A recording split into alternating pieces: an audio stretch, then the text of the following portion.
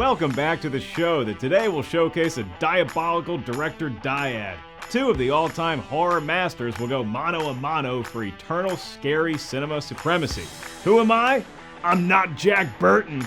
I'm Mark, just a person like you who has had many a sleepless night at the hands of these creative geniuses, John Carpenter and Wes Craven. Or as Tatum from Scream more succinctly put it, Duck other said, you're starting to sound like some Wes Carpenter flick or something. John Carpenter, he of the Halloween and Escape from Coastal Cities flicks, is world-renowned for giving us chills accentuated by his own abilities as a musician. Wes Craven gained a worldwide fan base thanks to franchises like A Nightmare on Elm Street and Scream.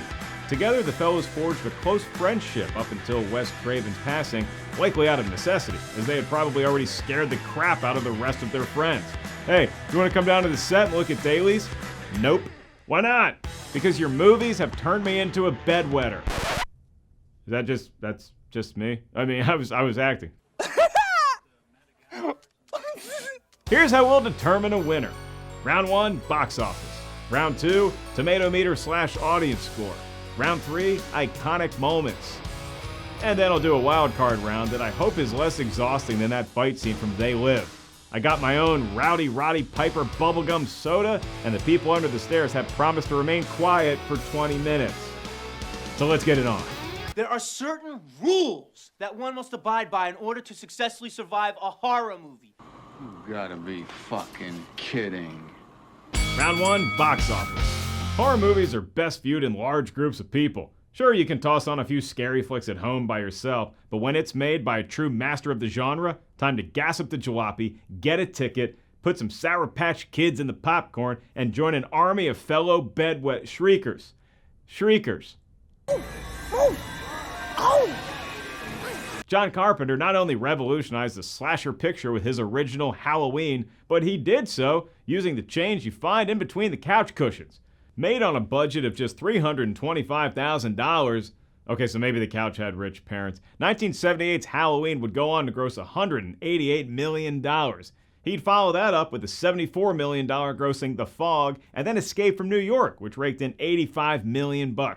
And although his more recent films like Village of the Damned and Ghosts of Mars haven't been box office juggernauts, he was instrumental in David Gordon Green's 2018 Halloween reboot Quoll seeing the light of day, and that cashed its chips to the tune of $165 million domestically. All told, John has directed 15 flicks that have made a total of $800 million. If we focus on his horror thriller, I don't know how to say that word. It's 10 movies that have pulled in $524 million, making for a healthy average of, you can do this one, 8th graders, $52.4 million. Well done! Now have fun trick-or-treating. If you keep doing it in high school, it's kind of weird. God, can you take a joke? Speaking of high scores, remember those silly kids from Woodsboro? Yeah, it turns out they weren't real, but another sterling creation directed by Wes Craven from the mind of Kevin Williamson. Before he made a mint torturing poor Sidney Prescott, Craven kicked off his directorial career with the film every horror lover dares you to see, Last House on the Left. And although that grossed just $17 million, Craven followed it up with 1976's The Hills Have Eyes and 1984's debut of some glove-wearing whack job in A Nightmare on Elm Street. Elm Street earned $68 million and should probably get credit for a sales spike in caffeinated beverages. You can't get me if I'm awake, Freddy. Craven almost exclusively stuck to the horror genre, and his total numbers are staggering. 17 movies, $1.23 billion at the box office. And if you think poor John Carpenter just hasn't had as many swings at the fright plate as Wes, consider this. Wes's average film pulled in $72 million, easily besting John's statistic in that category. For funsies, let's combine their movies and see what the top 5 looks like. It's scary. Very, very scary.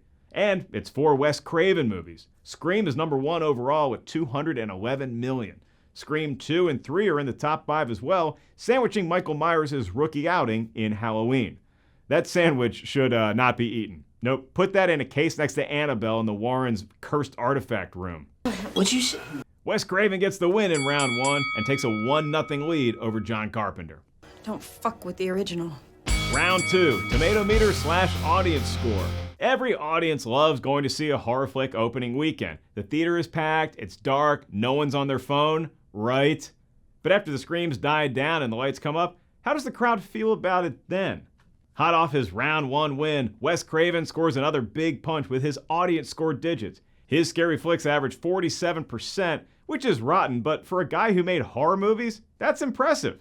His percentage is buoyed by fan favorites Nightmare on Elm Street at 83%, Scream at 79%, and New Nightmare at 66%. High-profile projects Scream 3 and Vampire in Brooklyn are both in the 30th percentile, but I think we can all agree it was worth it to see Eddie Murphy as a vampire, right? Anyone? Bueller? Where did you get that? This? Oh, that's from Bloomingdale's. I kicked in the window and took it off on the little white mannequins. Craven's Tomatometer is almost a mirror image of his audience score, just slightly better looking at 48%. His greatest hits get even mightier, as evidenced by the original Nightmare getting an A at 94%. Meanwhile, Vampire in Brooklyn clearly didn't study and wound up with a woeful 10%. Next time.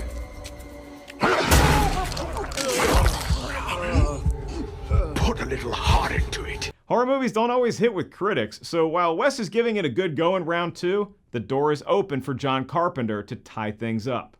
And he comes out swinging with haymakers like Halloween at 96% on the Tomatometer, Assault on Precinct 13, the 1970s original, at 98%, and They Live at 86%. Even scary misfires like The Ward at 33% and Vampires at 40% can only weigh down his average to a still fresh 60% for his horror movies and 67% for his overall catalog. Getting back to Vampires, we did get to see John Bon Jovi in that, which begs the question, can we do an Eddie Murphy versus Bon Jovi versus episode? Come on, the people deserve to know, is Beverly Hills Cop better than Slippery When Wet? Did you write that one? Carpenter's audience score average dips him just below Fresh for his Fright Fest flicks at 56%. However, when we combine both filmmakers' audience score rankings, John notches the top two with The Thing at 92% and Halloween at 89%. Those are two all-time greats. And they were both released before Wes's highest-ranking audience score favorite, A Nightmare on Elm Street. Wes Craven pushed John Carpenter all the way to the last house on the left, but it's gonna be John that wins round 2, so it's his cul-de-sac, and we're tied at 1 apiece. It's all in the reflexes. Round 3, iconic moments. It was 20th century auteur Sebastian Bach who said, "I remember you." And when we sing that tune about horror movies, we're talking about all the moments that scared the crap out of us. We couldn't sleep for a week, yet inexplicably, we keep coming back for more. Carpenter and Craven, or as I call them, Crave-Arpenter, were experts at that. Terrifying scenes that would chill us to the bone and satisfy our expectations while still keeping us on the edge of our seat. From the earliest notes of 1978's Halloween, we're already feeling tension, partially achieved by Carpenter's pioneering Panaglide camera work, which gave us the unique first-person perspective of Michael Myers. The babysitter kills in that movie also gave us another reason to politely refuse your neighbor's request to watch their kids. I don't care how much the Andersons tip when they split a bottle of wine at dinner, it ain't worth it. John would go on to create specific scenarios that creep up on us and grab hold of our emotions, like the defibrillator scene from The Thing, the car fixing itself in Christine, and the elevator scene in Big Trouble in Little China. Okay, it's not a horror movie, unless you happen to be in that elevator. Is it getting hot in here, or is it just me? But if it's badass battles you want, Carpenter delivered with one of the most epic fight sequences in history between Roddy Piper and Keith David in They Live. Those fellas were out of bubblegum for a while because they kicked a boatload of ass. Mama don't like tattletales. A great fight scene, a surprising scare, they all add up to thrilling entertainment, but you gotta be able to cash the check at the climax, and for that, I'd advise you to see how perfectly John Carpenter stuck the landing in the Mouth of Madness. Look, I'm not a voracious reader anyway, but if it's a Sutter Kane novel, I'm not even listening to that on Audible. This is reality. Not reality. Just as important as giving us a memorable climax is buckling the audience up right from the get-go. And no one gets our hearts racing from 0 to 60 faster than Wes Craven. Just ask Drew Barrymore.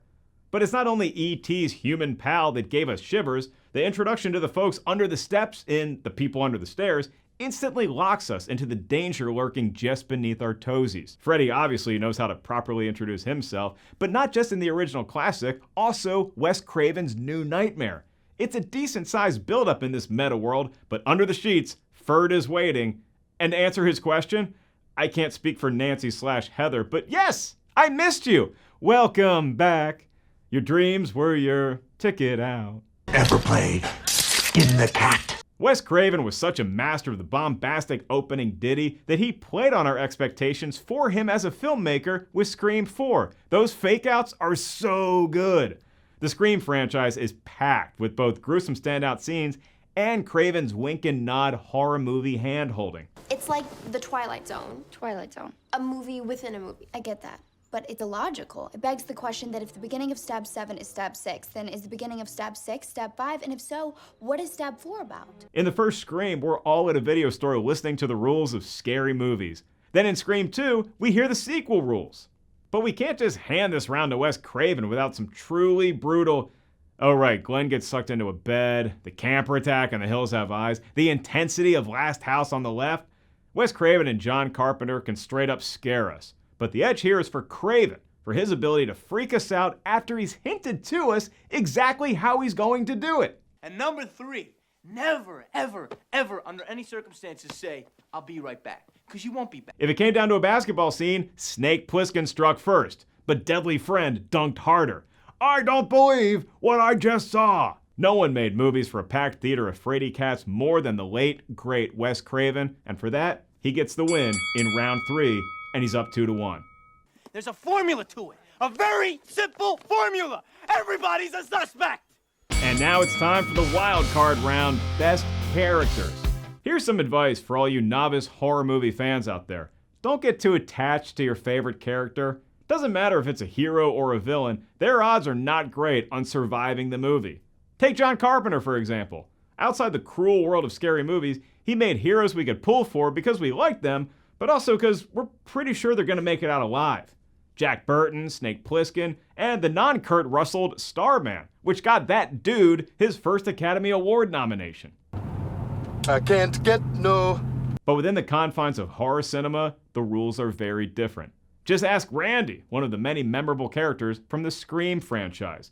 Jamie Kennedy's role serves as the voice of the audience. He's the cautious Shakespearean choir that wonderful Wes utilized at once to ease our worries and keep us on our toes.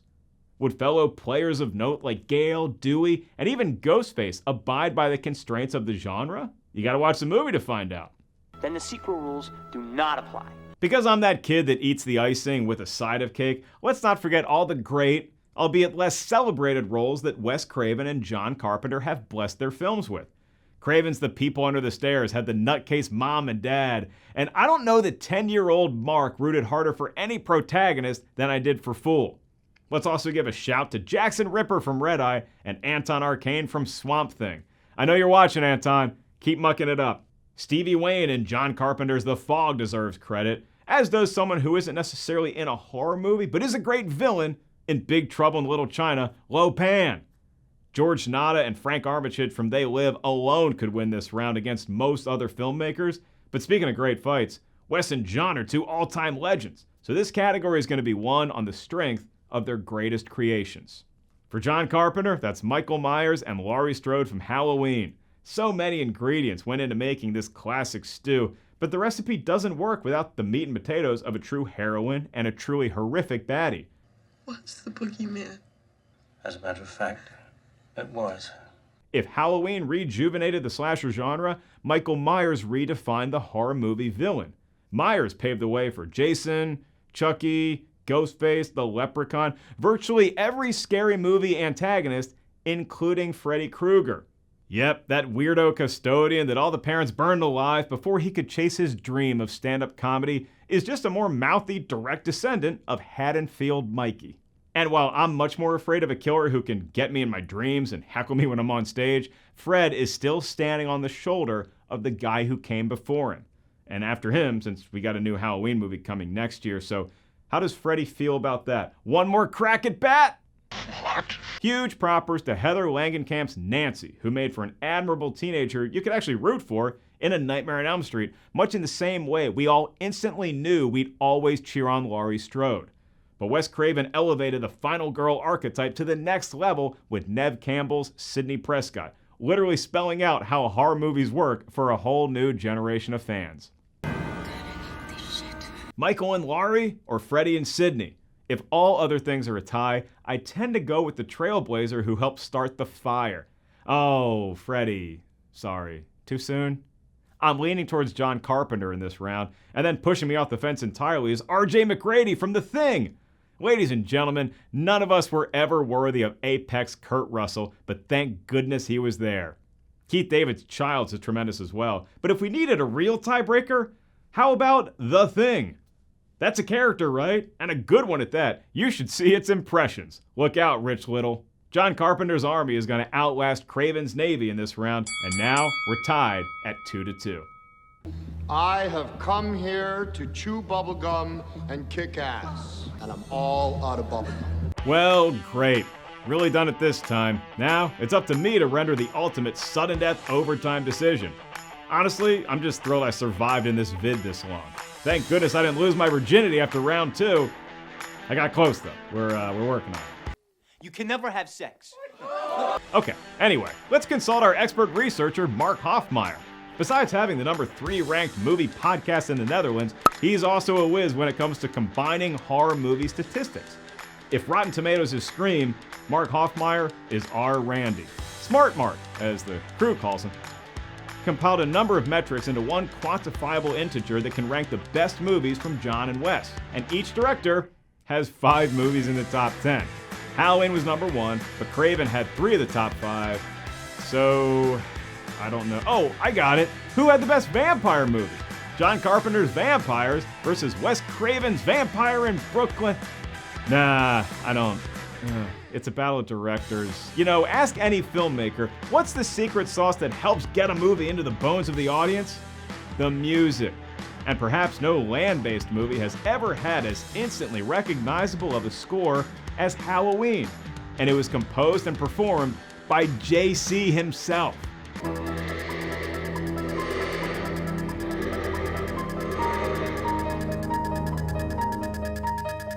So all due respect to the chilling Nightmare on Elm Street theme, and big ups to Wes for his perfect use of Alice Cooper's Schools Out in Scream, and oh, I'm getting late word, Meryl Streep and Wes Craven teaming up for Music of the Heart. What's the matter? You got cooties or something?